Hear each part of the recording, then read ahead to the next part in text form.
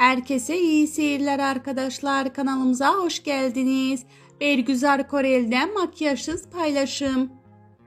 Sosyal medya sayfasında yaptığı paylaşımlarla sık sık gündeme gelen Bergüzar Korel son olarak makyajsız bir karesini takipçilerin beğenisine sundu. Güzelliğiyle başarılı oyunculuk performansıyla ekranların aranılan yüzlerinden biri olan Bergüzar Korel son dönemde doğal hali sosyal medyada sık sık paylaşıyor. Ekranlardan uzak ve herhangi bir projede rol almayan ünlü oyuncu Korel makyajsız pozunu yayınladı.